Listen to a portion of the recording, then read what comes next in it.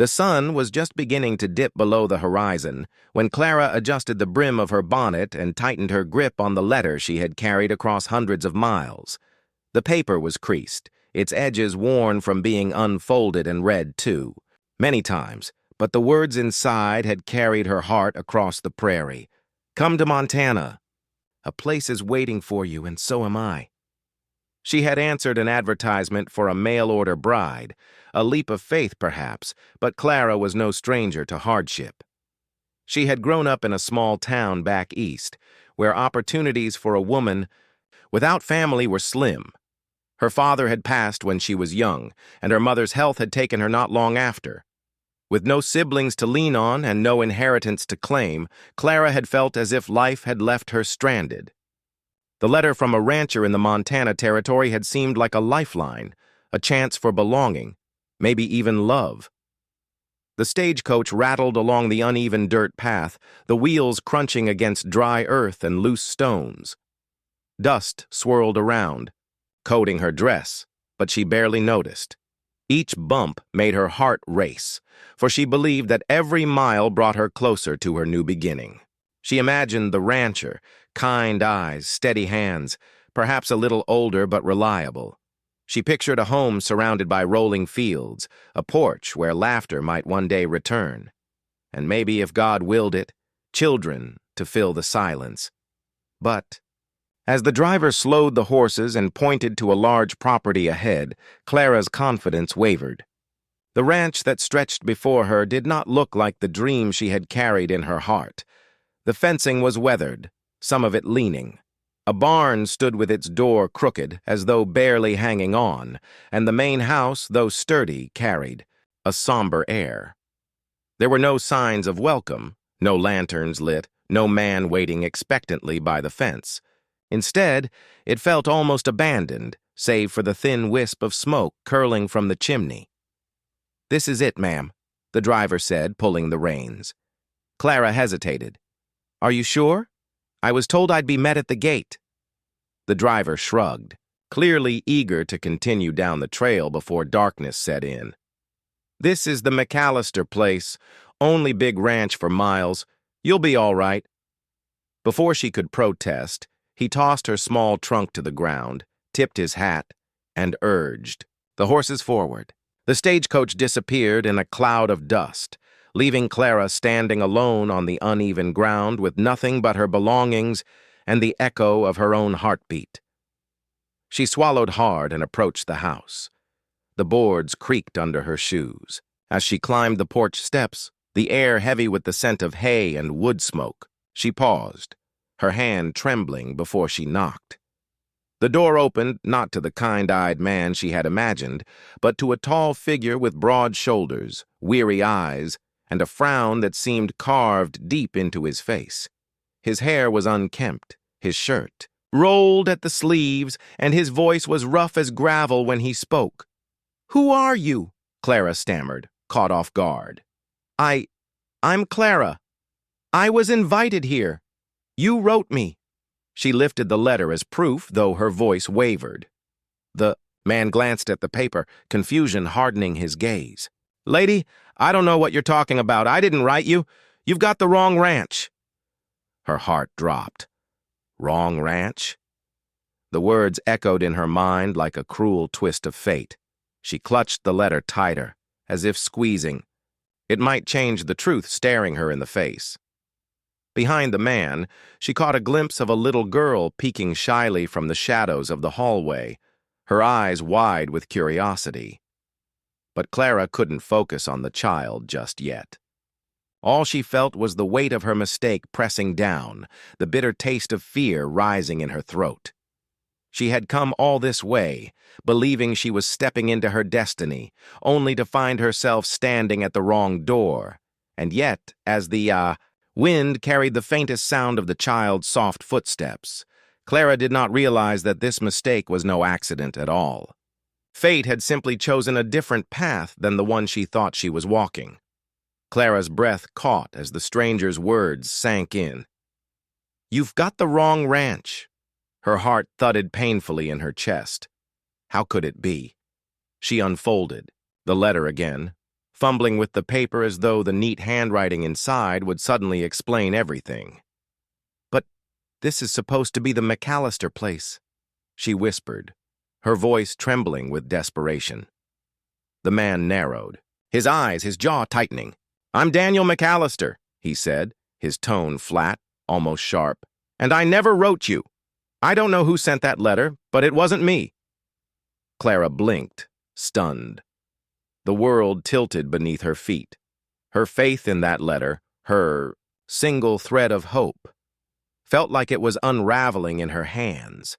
She had traveled miles upon miles, left everything behind, endured endless dust and rattling wagon wheels, and now she was being told that she didn't belong here at all.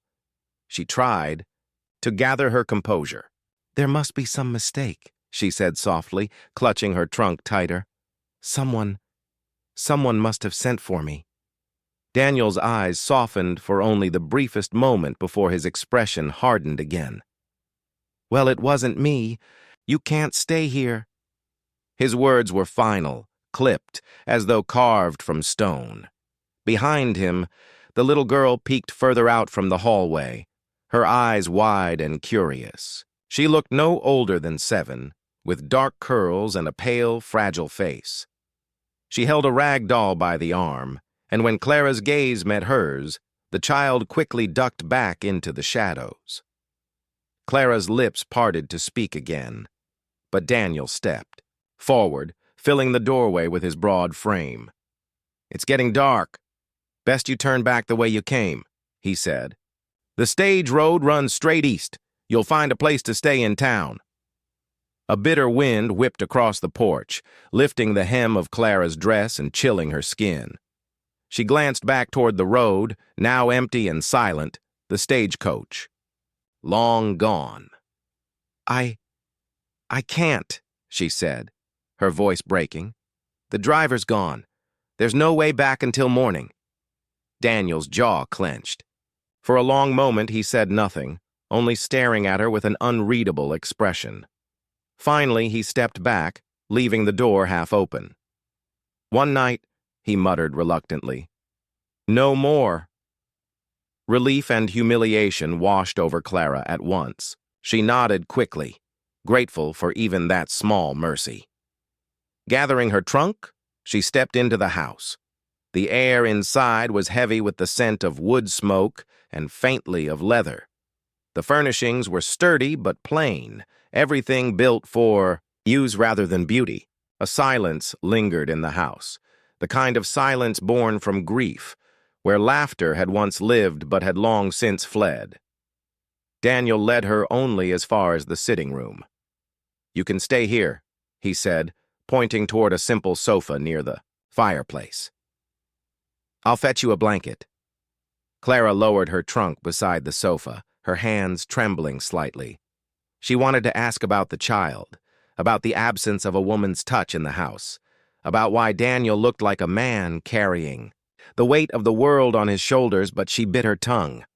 His coldness was a warning. Keep your distance. As Daniel moved into the other room, Clara caught a glimpse of the little girl again, peering from the staircase. This time, the child did not retreat. Instead, she studied Clara with solemn eyes, as if trying to decide whether she was real or just another fleeting shadow in a lonely home. Clara offered her a faint smile, though her heart was heavy. The girl clutched her doll tighter, her lips parting as though she longed to say something. But before she could, Daniel's footsteps returned, and she scurried upstairs. Daniel handed Clara a wool blanket without meeting her gaze. "Tomorrow, you'll head back to town," he said firmly. "That's the end of it." Clara accepted the blanket with a quiet nod, though deep inside she knew this was not the end at all. For though the rancher's words were cold and final, the look in his daughter's eyes whispered something different, something Clara could not yet understand, and as the fire crackled softly in the hearth, she felt for the first time that her mistaken journey might not be a mistake at all. The firelight flickered in the dim sitting room, throwing shadows across the walls. Clara sat quietly on the edge of the sofa, her hands folded in her lap, the wool blanket draped loosely across her shoulders. She could hear the faint creak of floorboards upstairs where the child had disappeared, followed by the heavy footsteps of Daniel moving about the house. Exhaustion tugged at her, but sleep felt far away. Her mind churned with questions. If this wasn't the rancher who had written her, then who had sent the letter? Could there have been some cruel mistake? Or worse, a trick? And what would she do if Daniel truly sent her away come morning? The door to the staircase creaked open again, breaking her thoughts. Clara turned her head and saw the little girl stepping softly into the room. She was barefoot, her nightdress hanging loosely, and her doll still clutched tightly in one hand. She hesitated at the edge of the carpet, her big brown eyes fixed on Clara. Clara smiled gently, hoping not to frighten her. "Hello," she whispered softly. The girl didn't answer. She only tilted her head, studying Clara with a seriousness unusual for a child. Those eyes, so wide, so solemn, spoke volumes of loneliness and longing, though no words came. "Your doll is very pretty," Clara tried again, nodding toward the ragged toy. "Did you make her yourself?" The little girl hugged the doll closer and shook her head silently. She stepped closer, just enough that the firelight touched her face. She had the delicate features of her father, but her expression held something different. A gentleness, a hope that seemed buried under layers of sadness. Before Clara could say more, Daniel's voice rumbled from the hallway. "Lydia, back to bed." The girl froze, her eyes flicking toward her father. For a moment it seemed she might obey, but instead, she took another small step toward Clara, her gaze never leaving the stranger's face. Daniel entered the room, his brow furrowed. "I said bed, Lydia." Clara glanced between them, sensing an invisible thread tying the child to her. Lydia lowered her head but didn't move. She whispered something so faint, Clara almost didn't hear it. "Don't make her leave, Papa." The words struck like a stone dropped in still water. Daniel's jaw tightened, his chest rising with a sharp breath. He looked at his daughter with a mixture of pain and frustration, then turned away as if he couldn't bear to answer. Clara's heart ached at the exchange. This child, this sweet, lonely girl, was clinging to the possibility of warmth, of a mother figure she clearly missed. The emptiness of the house now made sense. Daniel was a widower. Clara lowered her voice, careful, not to intrude too much. "It's all right, Lydia," she said softly. "I'll only be here tonight." But Lydia's eyes lifted, brimming with something Clara couldn't name. Hope, need, faith. As if she believed. Clara's arrival wasn't an accident at all. Daniel finally placed a firm hand on his daughter's shoulder and guided her toward the stairs. "Bed," he said again, more gently this time. Lydia obeyed at last, but not before casting one last look over her shoulder. Her eyes lingered on Clara's face with such intensity it left Clara breathless, as though the child saw something she herself could not. When the girl was gone, silence filled the room again. Daniel stood at the doorway, his broad frame outlined by the dim lamplight. His face was hard, but there was a shadow of sorrow in his eyes, a heaviness he couldn't disguise. "You shouldn't encourage her," he said quietly, his voice edged with weariness. "She doesn't need more disappointment." Clara wanted to protest, to tell him she hadn't meant to encourage anything, but the truth was, Lydia's gaze had stirred something deep inside her, something that made her feel more connected to this place than she had in years anywhere else. And as Daniel extinguished the lamp and left her to the firelight, Clara lay back on the sofa with the memory of those eyes fixed in her mind. Eyes that seemed to whisper what words could not. "Please don't go." The morning sun crept slowly over the plains, painting the land in muted gold. Clara stirred on the sofa, the blanket still wrapped around her shoulders, though the fire had long since gone cold. Her body was stiff from the hard cushions, but her mind was restless, replaying every moment from the night before. She had traveled across miles of wilderness with nothing but faith in a letter, and now she had nowhere to go. The thought pressed on her chest like a stone. From the kitchen came the clatter of pans and the faint smell of coffee brewing. Clara sat up, smoothing her dress and pinning her bonnet back in place. She had to face Daniel again, though his coldness still lingered in her memory. When she entered, he was standing at the stove, pouring coffee into a tin cup. His sleeves were rolled, his posture stiff, his expression unreadable. Lydia sat at the wooden table, her doll propped beside her as though it too had been given a seat. The little girl's eyes lit up when she saw Clara, though she said nothing. Daniel, however, spoke first. "There's a supply wagon headed into town today," he said without looking at her. "I'll see that you're on it." Clara's heart sank. She nodded slowly, though every part of her rebelled against the idea of being cast out so quickly. "Thank you," she managed, her voice polite but faint. She sat across from Lydia, who watched her intently, her small hands folded on the table. Clara offered her a warm smile. "Good morning." The girl's lips curved just slightly, but her father's presence kept her quiet. Clara noticed the longing in her eyes again, that same unspoken plea she'd felt the night before. It stirred something in her chest, an ache, a pull, a question she dared not voice. Daniel set a plate of bread and eggs in front of Lydia, then poured another cup of coffee for himself. He didn't offer Clara a plate, though she hadn't expected one. He sat down opposite his daughter, his silence filling the room as heavily as the ticking of the wall clock. Clara broke the stillness, her voice gentle. "The stagecoach won't return until next week.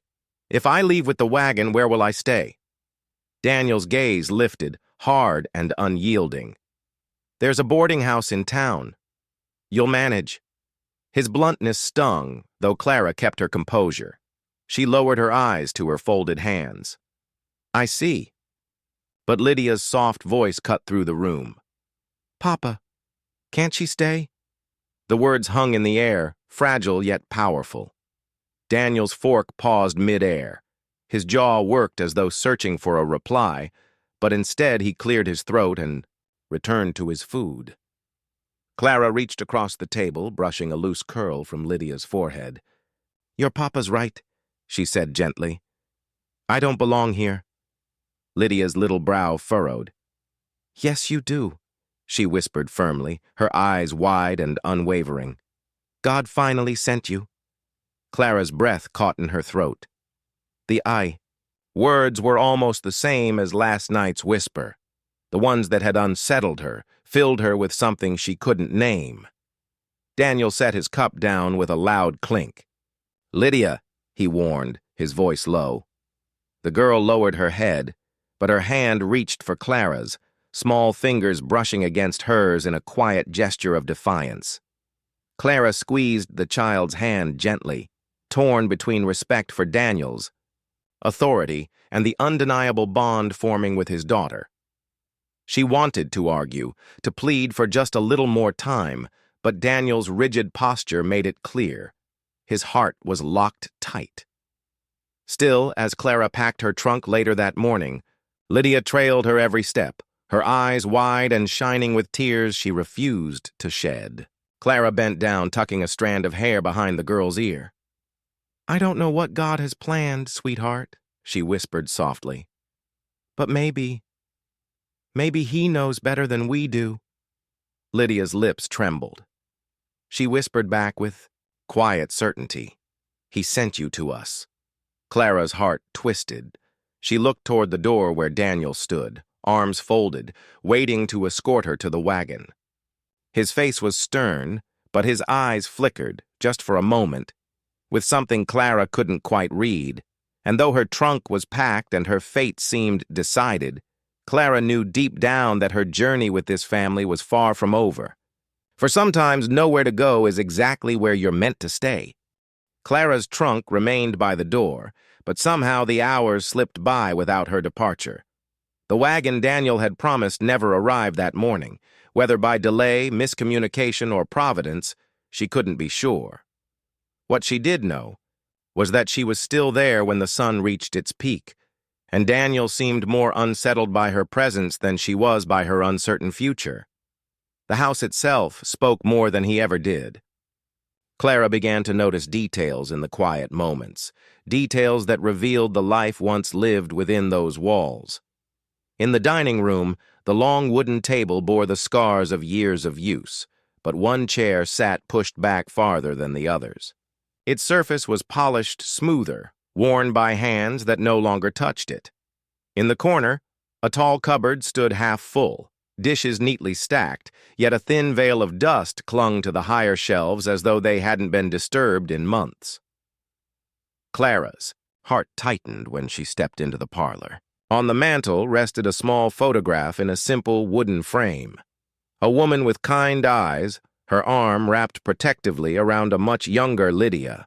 The glass over the picture was smudged, as though someone had touched it often. Clara didn't need to ask who it was. Grief lingered in every corner of that house, heavy but unspoken.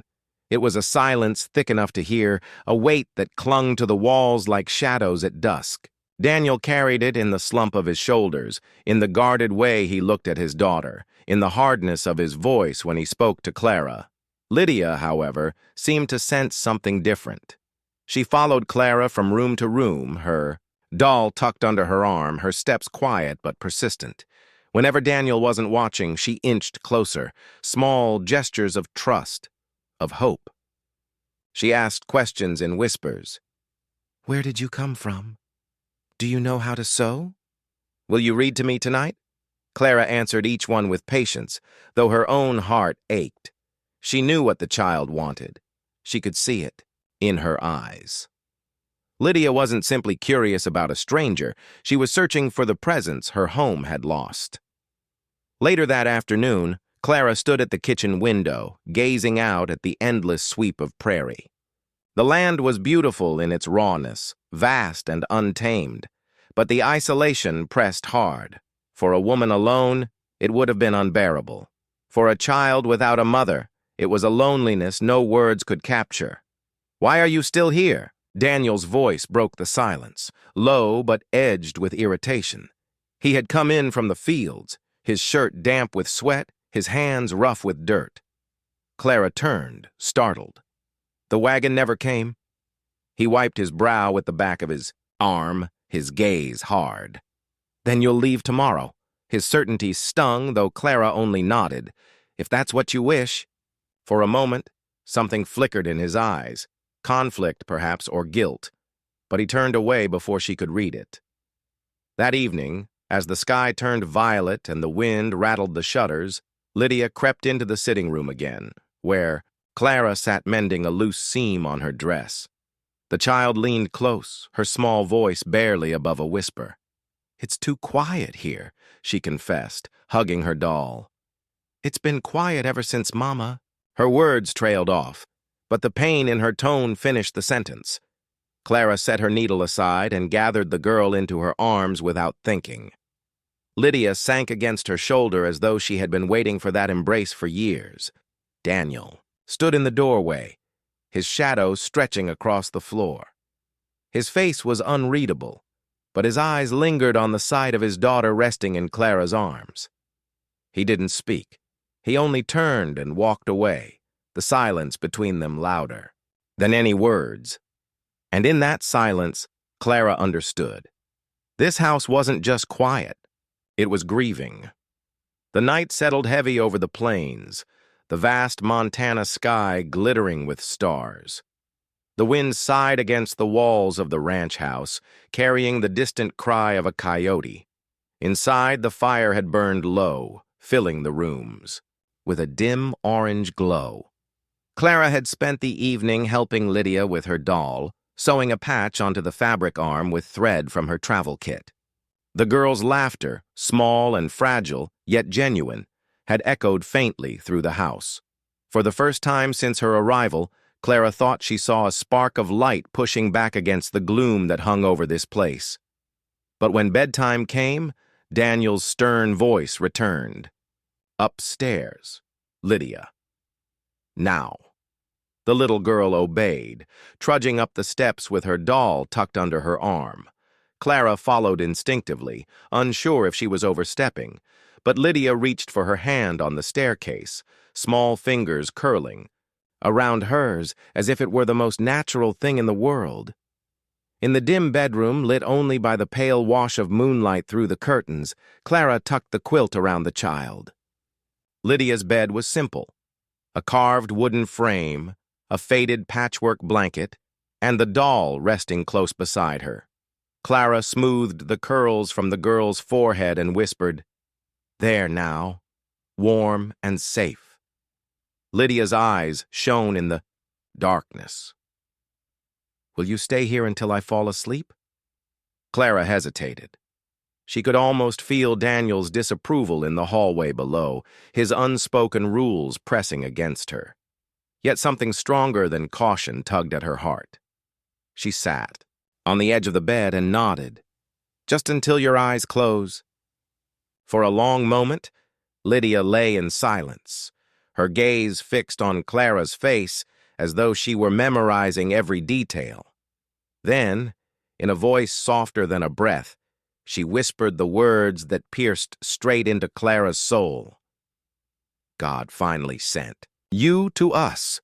Clara froze, her chest tightening. The words struck with a weight far beyond a child's simple hope. They carried longing, faith, and a quiet desperation that no little girl should have to bear. Her throat thickened. She reached for Lydia's hand, squeezing gently. "Sweetheart, I think God has already given you all you need. You have your papa." But Lydia shook her head slowly, her curls brushing against the pillow. "Papa is sad. He tries, but it's not the same. He doesn't smile anymore. Mama used to smile all the time, and now you're here." Clara's eyes burned with unshed tears. She wanted to say it was only a mistake, that she didn't belong here, that she was supposed to be somewhere else entirely. Yet when she opened her mouth, the words wouldn't come. Instead, she only stroked the child's hair and whispered, "Sleep now, darling. Rest." Lydia's lashes fluttered closed, her breathing slowing as she drifted into dreams, her small hand still clutching Clara's. When Clara rose quietly to leave, she found Daniel standing at the door. He hadn't made a sound, yet his presence filled the room like a storm waiting to break. His eyes, dark and guarded, lingered on his daughter, then shifted to Clara. "You shouldn't encourage her," he said gruffly, though his voice was lower than usual, as if even he feared disturbing Lydia's peace. Clara swallowed, holding his gaze. "I didn't encourage anything, Mr. McAllister. I only listened." His jaw tightened, but he said nothing more. Instead, he stepped back into the hallway, his face shadowed, his heart locked behind walls Clara could not yet see through. As she descended the stairs, Clara's own heart ached. She had come here by mistake, or so she thought. But the little girl's whisper echoed in her ears long after, refusing to fade. "God finally sent you to us." And in that moment, Clara realized that perhaps her journey hadn't been so mistaken after all. The morning broke sharp and clear, the kind of crisp Montana dawn that carried both promise and chill. Clara was already awake when Daniel entered the kitchen, his boots heavy on the floorboards. She had risen early to brew coffee and slice bread. From the loaf left on the counter, partly out of courtesy, partly to steady her own nerves after Lydia's haunting words the night before. Daniel paused in the doorway when he saw her, his brow furrowed. "You didn't have to do that?" Clara offered a polite smile. "Old habits. My mother always said a day starts better with warm bread and company." His expression softened for half a breath, then hardened again. You won't be here long enough to make it a habit." The sting of his words hit, but Clara swallowed it. "Perhaps not," she replied calmly. "But until then, there's no harm in helping." The sound of small footsteps on the stairs broke the tension. Lydia appeared, still clutching her doll, her face lighting when she saw Clara at the table. She ran to her side, sliding into the chair next to her, as though it were her rightful place. "Morning, Papa," Lydia said, but her eyes never left Clara's face. Daniel grunted in reply, setting his coffee down with a deliberate thud. Clara could feel his stare, heavy and disapproving, though Lydia seemed blissfully unaware. The silence grew thick until Lydia spoke again, her little voice breaking it open. "Can Clara stay here? Forever?" Clara froze, her hands tightening around her cup. Daniel's head snapped up, his jaw clenched tight. "Lydia," he warned. The girl frowned. "Why not? Mama's gone and you're always busy. Clara she could be here with me." Her voice trembled but carried a courage beyond her. Years. Clara's heart ached. She reached for Lydia's hand gently. "Sweetheart, I can't stay. I don't belong here." But Lydia turned, her eyes wide and pleading. "Yes, you do. God sent you." The words hung heavy in the air, just as they had last night. Clara saw the muscle in Daniel's jaw twitch, his hand tightening around his cup until his knuckles whitened. "That's enough," he said sharply. His voice was firm, but underneath Clara caught the faint quiver of a man fighting battles. No one could see. "Clara is leaving, and that's final." Lydia's eyes brimmed with tears. She looked at her father, then back at Clara, her small chest rising and falling as if she could not breathe without her. Clara wanted to gather the girl into her arms to promise her she would never leave. But she dared not. Instead, she turned, her gaze on Daniel, her own voice steady, though her heart pounded. "She's hurting, Mr. McAllister. Can't you see it? She's reaching for someone to hold on to." His eyes flashed with something fierce, something raw. "And what happens when you're gone?" His voice cracked like a whip. "She'll hurt worse than before. I won't let her go through that again." Clara's lips parted, but no words came. The weight of his grief pressed heavy between them, an invisible wall built from sorrow and fear. For a long moment, no one moved. Lydia sniffled quietly, burying her face in her doll, while Daniel sat rigid, his breath harsh in the silence. Finally, Clara rose, her voice soft but resolute. "You're right about one thing, Mr. McAllister. She doesn't need more disappointment. But she does need love, and nothing you say can change that." She turned away before her own tears could betray her, retreating to the sitting room. Behind her, Lydia's quiet sobs filled the air, and Daniel's chair scraped harshly against the floor as he stood. It was clear now. This wasn't just a misunderstanding. It was a clash of hearts, one guarded, one yearning, and one caught. In the middle, praying for something only faith could mend. The Montana sky had a way of warning those who knew how to look. By mid-afternoon, Clara noticed the change. The air turned heavy, the light dimmed though the sun had not yet set, and a low rumble echoed across the plains. A storm was coming. Daniel noticed too. He moved briskly across the yard, securing tools, checking the barn doors and calling out commands to the ranch hands who worked alongside him. His voice carried urgency, the kind born of experience. Clara stood on the porch, her skirts tugged by the rising wind, watching the dark clouds roll in. She had seen storms before, but nothing like this.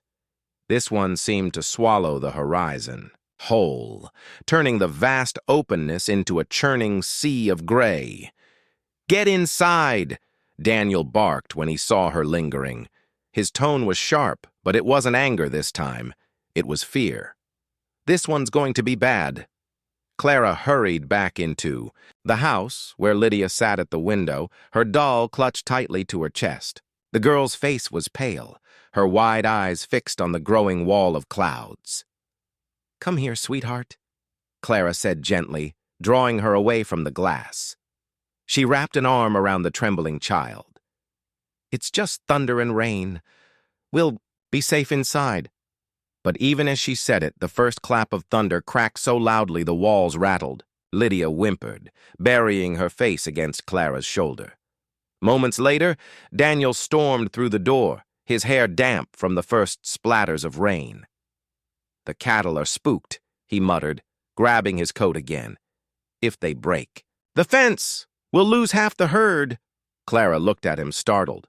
"You're going out there? In this?" "I don't have a choice." His voice was clipped, resolute. He reached for his hat, but Lydia darted forward, grabbing his arm. "Papa, don't!" she cried. "Please stay." For a second, Daniel faltered. He glanced at his daughter, then at Clara, as though torn between duty and the fragile piece of family standing before him. But his jaw set again. "I'll be back," he said, prying Lydia's hands away. Before Clara could think, she stepped forward. "Then I'll come with you." Daniel froze, disbelief flashing across his face. "You?" "No. You stay here where it's safe." Clara's chin lifted, determination sparking in her eyes. "I've worked storms before, maybe not with cattle, but I can help with gates, with ropes, whatever you need. You can't do it alone." The house shuddered as the wind howled louder, rain slashing against the windows. For a heartbeat, Daniel stared at her, conflict raging in his eyes. Then, with a frustrated growl, he thrust a heavy coat toward her. "Fine, but stay close."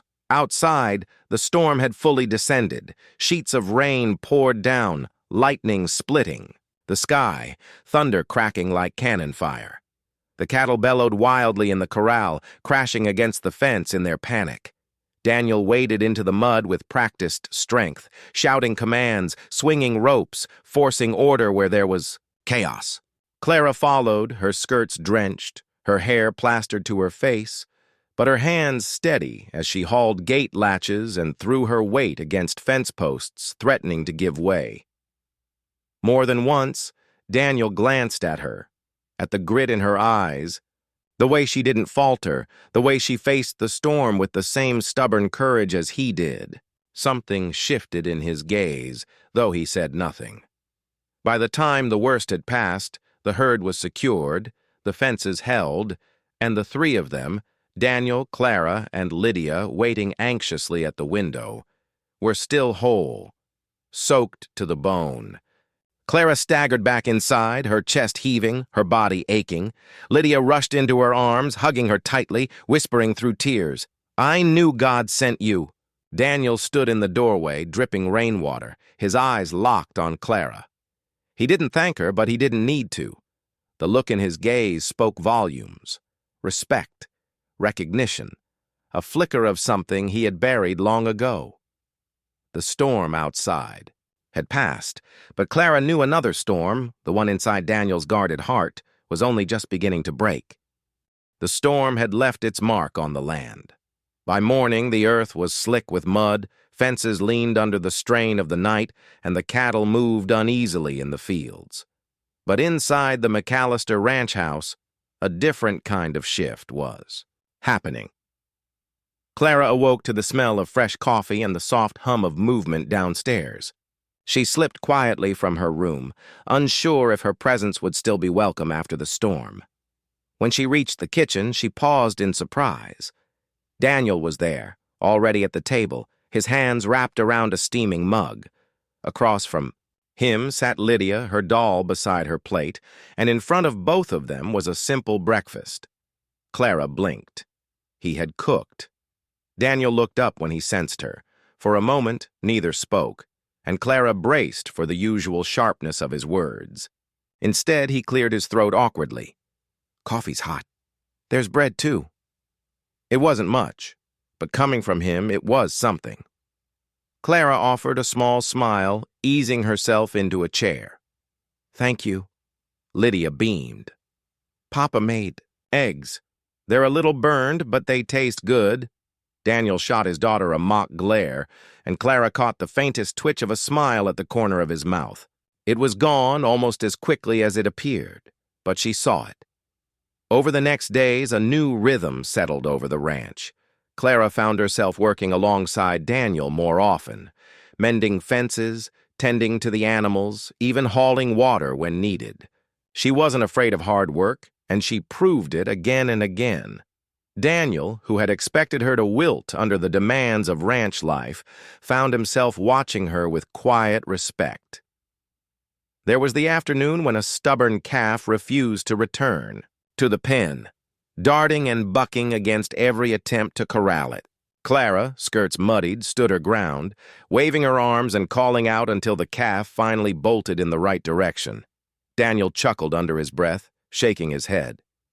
"You've got grit," he admitted, as they leaned on the fence, catching their breath. Most women would have run from that calf the moment it charged. Clara's lips curved into a small smile. Most women didn't grow up chasing stray goats through briar patches. The sound that escaped Daniel's chest then wasn't quite a laugh, but it was closer than she'd ever heard before. But it wasn't just Daniel who began to change. Lydia flourished in Clara's presence. The little girl, once quiet and withdrawn, now laughed freely. She followed Clara like a shadow, helping with chores, braiding flowers into her hair, and listening with wide-eyed wonder to stories told by lamplight. One evening, as Clara read aloud from the worn Bible on the shelf, Lydia curled against her, sighed, listening intently. Daniel lingered in the doorway, watching the scene. The lamplight softened Clara's features, her voice gentle and steady, her arm wrapped protectively around his daughter. It was a picture Daniel hadn't seen in years: warmth, safety, love. For the first time, the ache in his chest eased. For the first time, he wondered if maybe, just maybe, this woman hadn't come to his door by mistake. But along with that thought came fear. Daniel carried his grief like a shield, and lowering it meant risking the pain of loss again. He wasn't ready to face that. Not yet.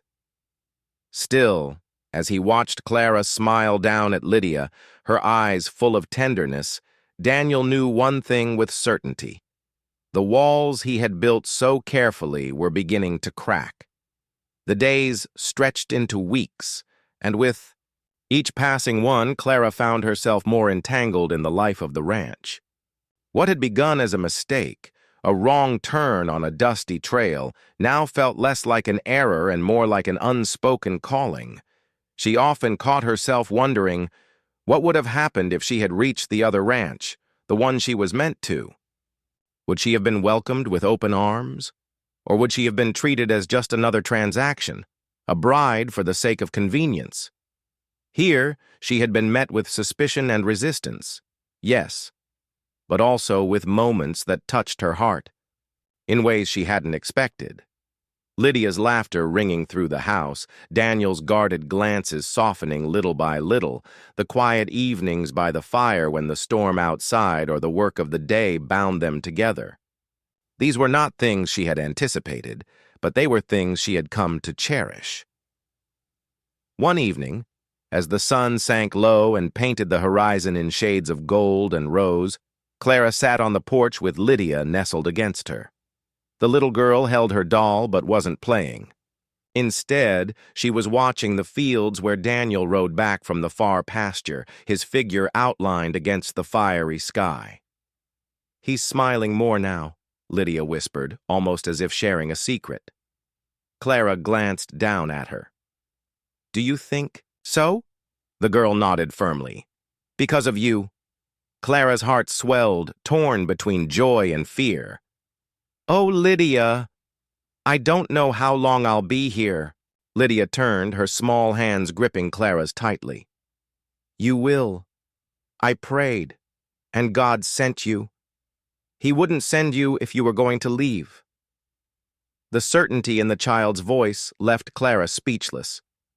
She kissed Lydia's forehead, but inside her heart was in turmoil. That night, after Lydia had gone to bed, Clara found herself in the kitchen tidying up when Daniel entered. He leaned against the doorway, arms crossed, watching her. For once, there was no scowl, no sharpness, just a quiet thoughtfulness in his eyes. "You've done a lot here," he said finally. "More than I expected. More than I asked." Clara set down the dishcloth, unsure how to answer. "It wasn't out of obligation. I wanted to help." Daniel nodded slowly, stepping further into the room. "I see that. And Lydia, she's happier than she's been in a long time." His voice softened on his daughter's name, carrying a tenderness that pierced Clara's heart. Silence stretched between them, but it wasn't the tense silence of before. It was gentler, like the pause before something new begins.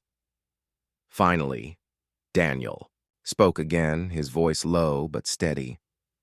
"When you showed up here, I thought it was a mistake. Maybe it still is, but—" He hesitated, searching her face. "Maybe it's the kind of mistake I've been needing." Clara's breath caught. His words were not a confession, not quite, but they carried the weight of something deeper, a door opening in a heart that had long been locked.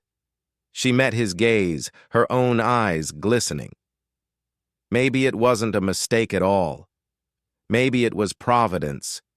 For the first time since she had arrived, Daniel smiled. A real smile, small but true. And in that moment, Clara knew. This ranch, this man, this child.